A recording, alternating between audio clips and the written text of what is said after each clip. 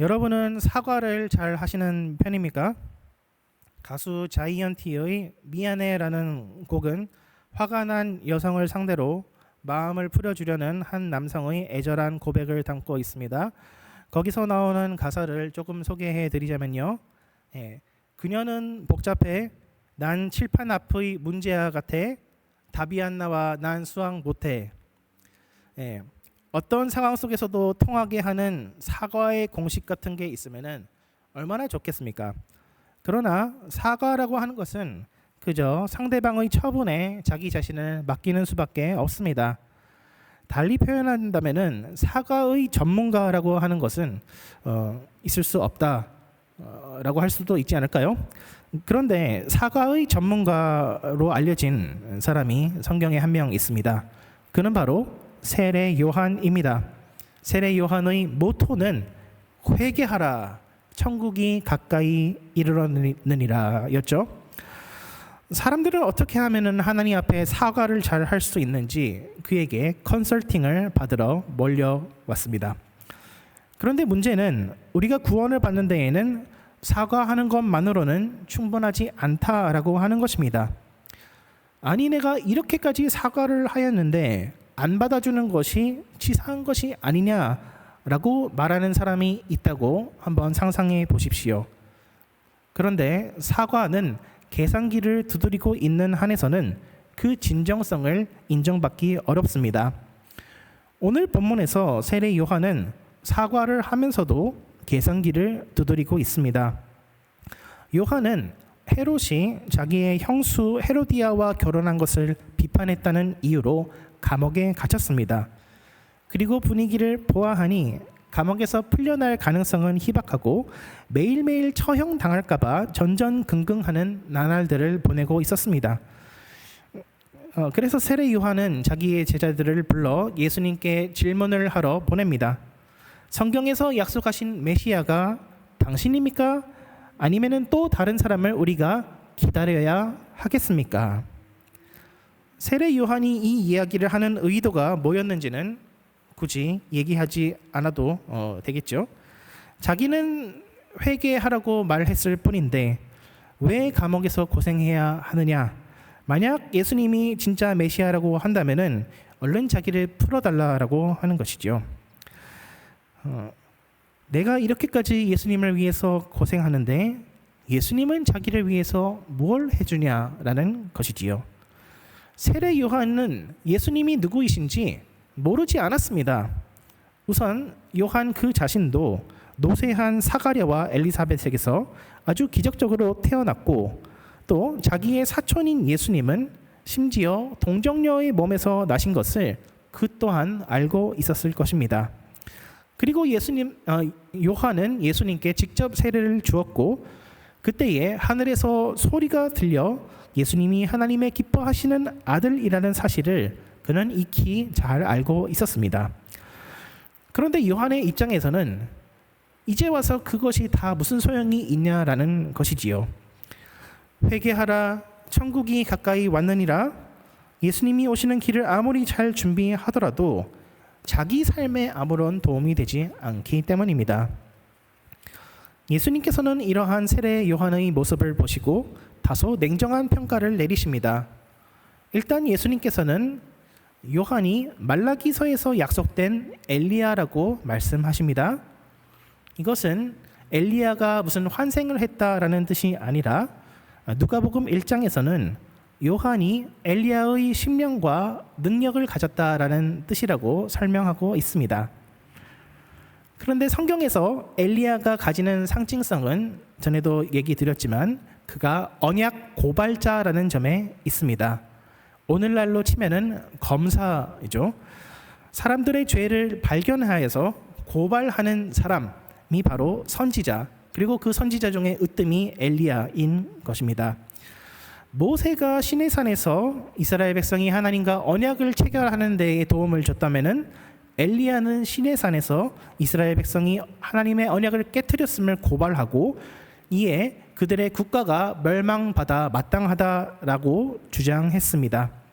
변화산에서 예수님이 변화하실 때에 그 양옆에 모세와 엘리야가 있던 것도 그들이 각각 언약 체결자와 언약 고발자라는 이 역사의 두 가지 꼭지를 담당했기 때문이라고 할 수 있겠죠. 그리고 요한은 과연 엘리야의 고발 사역을 훌륭하게 수행해 내었습니다. 그는 이스라엘 백성들의 치부를 드러내며 회개하지 않으면 답이 없다고 경고했습니다.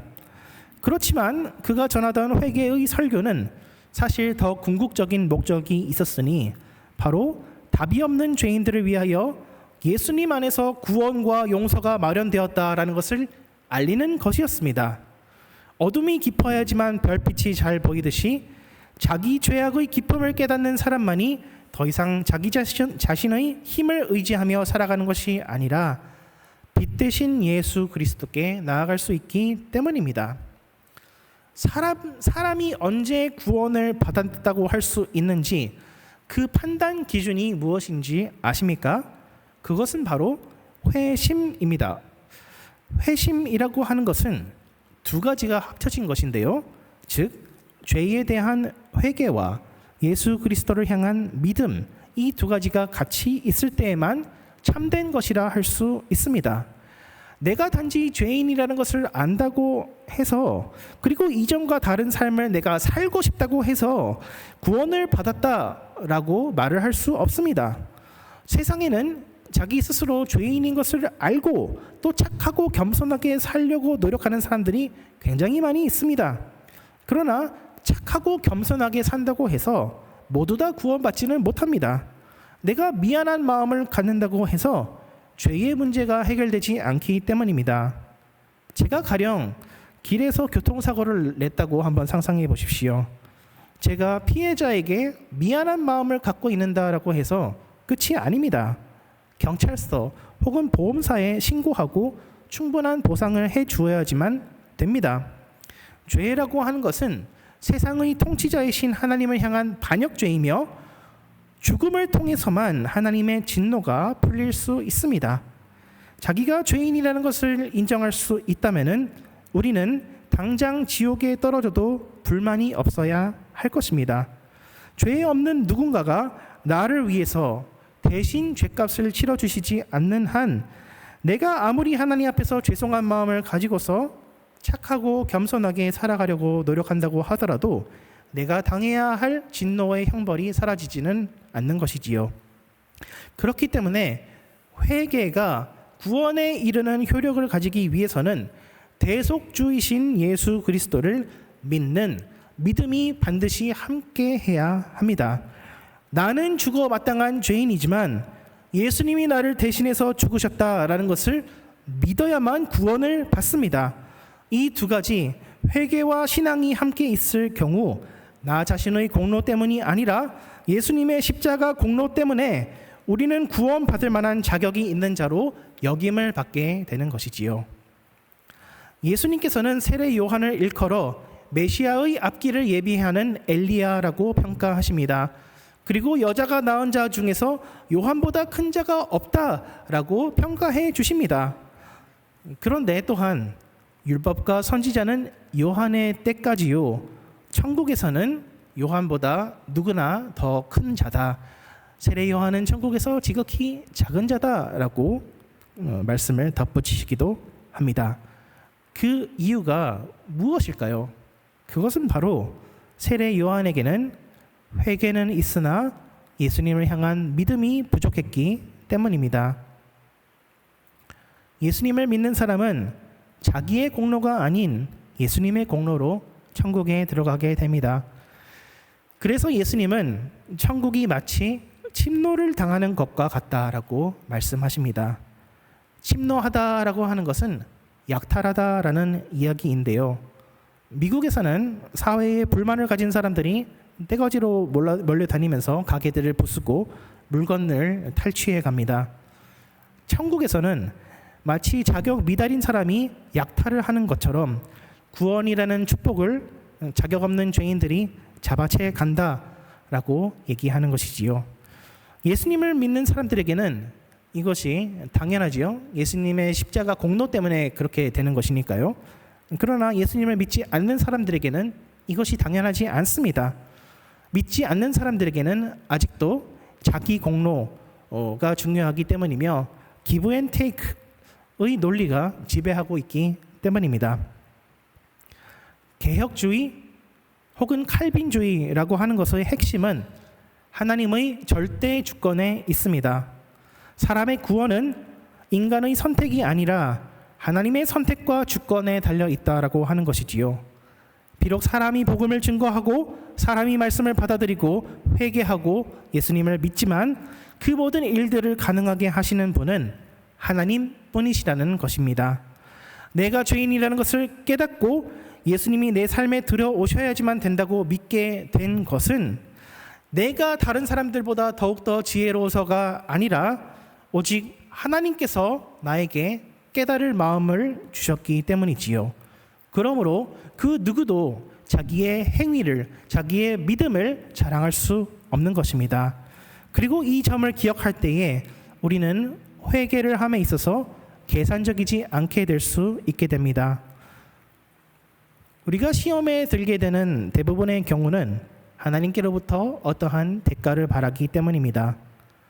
내가 이렇게나 신실하게 하나님을 믿었는데, 내가 이렇게나 죄를 거룩하게 멀리 했는데 내 인생은 내가 예상했던 것보다 충분히 행복해지지 않을 때에 우리는 마음의 탈진을 느끼게 되며 못하겠다라고 말하며 손을 놓게 되기 쉽습니다.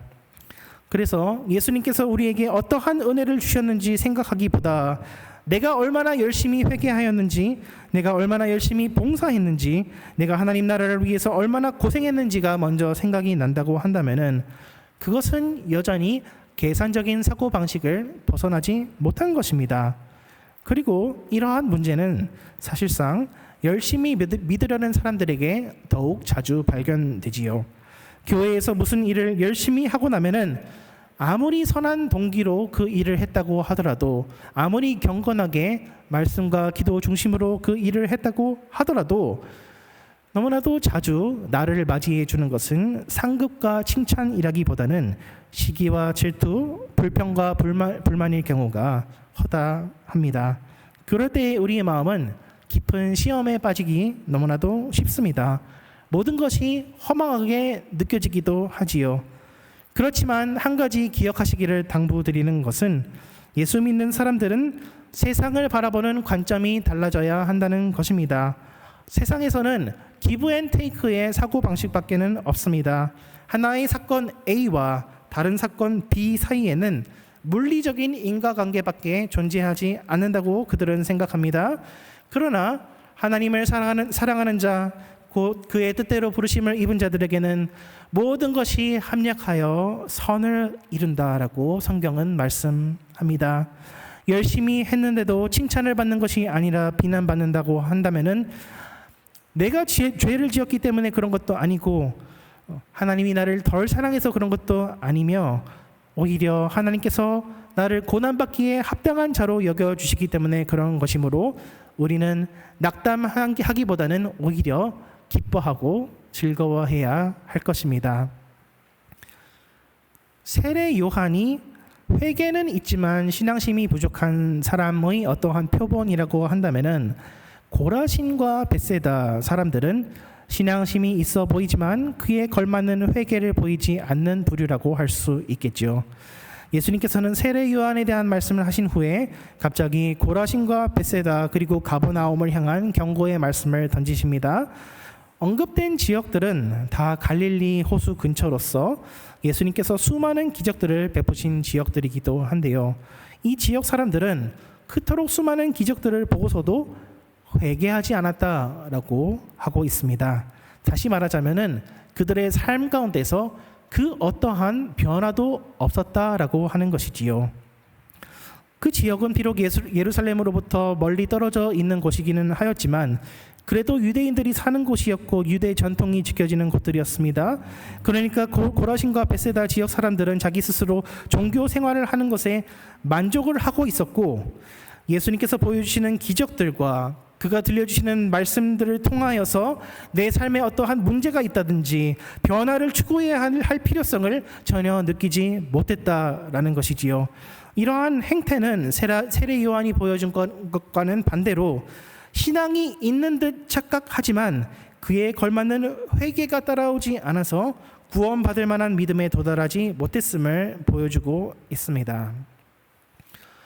예수님을 믿는 사람들은 항상 자기 자신이 죄인이라는 것을 인식하고 있어야 합니다. 나의 죄 때문에 예수님께서 십자가에 달려 죽으신 것을 기억하며 항상 애통해하는 마음을 가져야 합니다. 십자가는 하나님께서 죄에 대한 심판을 얼마나 엄중하게 생각하시는지를 우리에게 보여줍니다. 십자가를 바라볼 때에 우리는 죄를 가볍게 생각할 수 없으며 죄를 피하려고 노력하게 됩니다. 이것은 죄를 지으면 하나님께 심판을 받을까 봐 두려워서 그렇다기보다는 그 무시무시한 심판을 예수님께서 십자가에서 온전히 당해 주심에 감사하기 때문에 그런 것이겠지요. 비록 우리가 예수님을 믿는 즉시로 나의 모든 옛 습관들로부터 완전하게 벗어나지는 못한다고 할지라도 우리는 넘어질 때마다 계속해서 다시 일어설 수 있으며 발전하는 모습을 보일 수 있게 됩니다. 그러므로 예수님을 진심으로 믿는 사람들은 마음의 회개와 신앙이라는 이 두 가지 반응을 반드시 보입니다. 요한의 회개도 반드시 필요한 것이지만 예수님께서 전하신 기쁨의 노래도 필요합니다. 믿는 사람들은 요한의 슬픈 노래와 예수님의 기쁜 노래 양쪽 모두의 장단을 맞춰서 춤추는 사람들입니다. 회개만 있다고 한다면은 우리는 율법주의적이며 계산적인 삶을 살게 되지만, 그리고 신앙만 있다고 한다면은 우리는 우리의 삶에 안주하게 되고 변화가 없게 되지만, 우리는 둘 다를 함께 추구할 수 있는 사람들인 것입니다. 예수님을 믿는 사람들은 자기 자신의 죄의 깊이를 인식하며 안타까워하고 계속해서 더욱더 거룩한 삶을 살려고 노력하는 동시에 우리의 구원이 우리의 노력이 아닌 예수님의 공로에만 달려 있다라는 것을 인정합니다. 그리하여서 우리는 예수님 앞에서 우리의 계산기를 두드리는 것이 아니라 내가 어떠한 상황을 지나든지 간에 예수님께서 반드시 나를 구원해 주실 것이기 때문에 기쁜 마음으로 끝까지 예수님께 충성을 다하려고 애쓸 수 있게 되는 것이지요. 예수님께서는 이러한 제자의 삶을 멍에를 지고 가는 소에 비유하고 있습니다. 밭을 갈아보신 적이 여러분은 있으십니까? 저는 최근에 밭을 직접 간다기보다는 아내를 도와서 이렇게 좀 갈고 있는데요. 왜 이렇게 뿌리가 깊고 또 뽑아도 또 계속 나오고 하는지 모르겠어요. 굉장히 이 밭을 가는 게 힘들더라고요.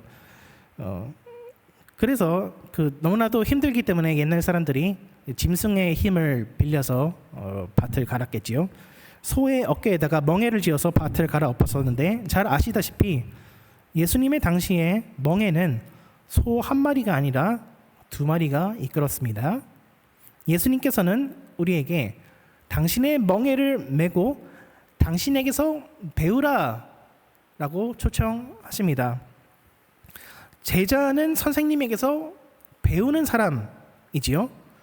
그런데 멍에를 쥐고 예수님에게서 배우라라고 한다는 것은, 제자라고 하는 것은 선생님을 어디든지 따라가는 사람이어야 된다라는 것을 의미합니다. 예수님께서는 오른쪽으로 가시려고 할 때에 내가 왼쪽으로 갈 수는 없습니다. 소 두 마리가 하나의 멍에로 묶여져 있기 때문입니다. 그렇다면 생각해 볼 때에 예수님께서 제시하는 이 제자의 길은 굉장히 좁은 길이고 굉장히 엄격한 길이라고 할 수 있겠죠. 예수님의 경로를 이탈해서는 안 되기 때문입니다. 제가 최근에 유튜브에서 신입 사원들이 갖추어야 하는 덕목이 무엇인지 설명하는 영상을 본 적이 있었습니다. 신입 사원들이 흔히들 하는 착각 중에 하나가 무슨 회사 전체 혹은 부서 전체를 일으켜 세울 만한 무슨 대단한 업적을 쌓으려고 하는 그런 야망을 가진다라고 하는 것인데요. 그래서 선임이 나에게 한 개를 가르쳐 주면은 나는 10개를 해내겠다라는 마인드로 열정이 넘친다고 합니다. 그러나 회사에서는 정작 신입사원들에게 큰 기대를 하지 않는다고 하죠. 오히려 사고를 치지 않으면 다행이라고 생각하고 하나를 가르쳤을 때에 하나라도 성실히 수행하는 것을 더 좋아한다고 합니다. 그래서 신입사원 자체에 어떠한 대단한 능력을 요구하는 것이 아니라 의사소통 능력, 혼자서 딴 길로 가지 아니하고 팀 전체와 조화를 이루며 공동체에서 요구하는 것이 무엇인지 파악할 줄 아는 능력이 가장 중요하다고 하더라고요. 그런데 예수님도 마찬가지가 아닐까요? 우리가 무슨 대단한 사람이라서 예수님이 우리를 스카우트했다라고 생각하면은 큰 오산일 것입니다.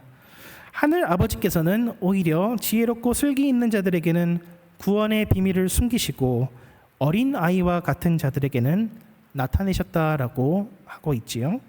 그리고 구원의 비밀을 깨닫게 하는 권한이 전적으로 예수님께 위임되었다고 합니다. 그러고서 바로 하시는 말씀이 수고하고 무거운 짐진 자들아 다 내게로 오라 내가 너희를 쉬게 하리라 였습니다. 어떻게 사는 것이 멋진 그리스도인으로 사는 것일까요? 남들이 이루지 못한 대단한 헌신, 남들이 깨닫지 못한 무슨 심오한 연구, 다른 사람들이 갖지 못한 무슨 훌륭한 인격, 이런 것들 다 좋지만 예수님께서 우리에게 기대하시는 것은 그저 한 걸음 한 걸음 예수님이 오라는 대로 오고 가라는 대로 가는 것입니다. 악마는 프라다를 입는다라는 영화, 고전 영화죠. 앤 해서웨이 배우가 어쩌다가 패션 회사의 비서가 되었는데요. 거기서 회장님인 메릴 스트립이 이제 거의 똑같아 보이는 벨트를 두 가지를 가지고서 이게 나니 저게 나니 이 두 가지가 너무나 다른데라고 할 때 그 앤 해서웨이가 그 코웃음을 치다가 회사에서 잘릴 뻔하죠. 근데 그 일이 있고 나서야 비로소 주인공은 패션 업계의 사람들이 어떻게 생각하는지, 그들의 문화가 어떠한지, 그들이 좋아하는 신발도 신어보고 그들이 좋아하는 드레스도 입어보고 그들의 식습관도 따라하려고 노력해보고 그렇게 한 걸음 한 걸음씩 그들의 문화에 젖어 들어가다 보니까 어느새 그 회사에서 인정받는 모습을 보일 수가 있었습니다. 예수님께서는 성공적인 제자로서 어떻게 하면 살 수 있는지에 대해서 어떠한 논문이라든지 가이드북을 주시지 않습니다. 오히려 그저 예수님께서는 수고하고 무거운 짐진 자들아 다 내게로 오라 나의 멍에를 메고 내게 배우라 라고 말씀하십니다. 말하자면 우리는 일종의 견습생으로서 제자도를 몸으로 배워나가는 수밖에 없다라고 하는 것이지요. 여기 그 의사분들도 계시지만 제가 어떤 글에서 읽었습니다. 의사를 만드는 것은 어떠한 논문이나 교과서가 아니라 의사들 사이에서 부대끼면서 생활하고 살아가는 것이야말로 의사를 만들어 간다라는 얘기가 있다고 합니다. 그런데 이것은 아마도 목사나 연구자나 사회 다른 어디에서도 마찬가지이겠지요. 그런데 특히나 신앙생활에서도 그러하다고 할 수 있는데 단지 차이점이 있다고 한다면은 우리의 선생님은 예수님이시라는 것입니다. 어떻게 하면은 제자가 될 수 있는지에 대한 논문이 있다면은 차라리 더 쉬울 것 같은데 예수님은 그저 우리에게 한 걸음 한 걸음 잘 따라다니라고 하십니다. 어떤 교리 체계를 믿으라고 하는 것이 아니라 예수님의 인격을 믿으라고 하십니다. 나만 믿고 따라오거라. 예수님께서는 세례 요한에게도 나로 인하여 실족하지 않는 사람이 복이 있다라고 말씀하십니다. 나만 믿고 따라오거라. 사망의 음침한 골짜기를 지날 때에도 나만 믿고 따라오거라. 죽도록 충성한 뒤에 오히려 사람들에게 비난과 심지어 박해를 당한다고 할지라도 나만 믿고 따라오거라. 가장 가까운 가족이나 친구로부터 아픔을 당한다고 할지라도 나만 믿고 따라오거라. 어떨 때에는 아브라함처럼 사랑하는 자녀를 하나님께 바쳐야 하는 때라고 할지라도 나만 믿고 따라오거라. 광야에서 40년 동안 헤매이며 약속된 땅에 들어가지 못한다고 할지라도 나만 믿고 따라오거라. 얼핏 보기에 예수님께서는 율법이 요구하는 것보다 더 높은 수준의 순종을 요구하시는 것 같기도 합니다. 그러나 천지를 주관하시는 예수님께서 마음이 겸손하고 온유하시다라는 것을 우리가 믿을 때에 죄인된 우리를 용서하기 위하여서 기꺼이 십자가에서 죽으셨음을 볼 때에 그분의 인격이야말로 우리의 가장 확실한 구원의 토대임을 우리는 깨닫게 되며, 비록 처음에는 힘들고 아프지만 회개와 신앙, 순종의 발걸음들을 하나씩 내디딜 수 있게 됩니다. 그렇게 해서 우리가 예수님을 쉐도잉해 나갈 때에 우리의 어림짐작과 섣부른 계산으로는 가지 못했을 그 높은 곳들에 우리는 도착할 수 있게 되며, 어느새 우리는 예수님과 닮은 모습을 하고 있을 것입니다. 그러므로 고난 가운데서도 예수님의 선하심을 항상 붙잡으시기 바랍니다. 포기하고 싶더라도 내 머릿속의 계산을 의지하지 마시기 바랍니다. 예수님은 지금도 십자가의 멍에를 지시고 우리 옆에서 친절하게 기다리고 계시며 우리에게 한 발자국만 더 내딛어 보라고 말씀하고 계시기 때문입니다. 예수님의 멍에를 지며 안식과 평안을 누리며 예수님을 닮아가는 저와 여러분 되시기를 주님의 이름으로 축원드립니다. 기도하시겠습니다. 사랑이 많으신 하나님 아버지, 감사합니다.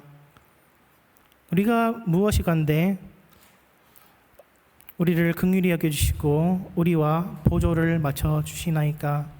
하나님 아버지, 우리의 죄가 얼마나 깊은지, 그러나 우리의 죄보다 그것을 극복하는 예수 그리스도의 십자가 그 사랑이 얼마나 더 무한히 큰지 날마다 묵상하게 하여 주시오며, 주님과 날마다 한 걸음씩 동행하는 삶을 살아나갈 때에 하나님께 큰 영광 돌리는 우리 모두가 되게 하여 주시옵소서.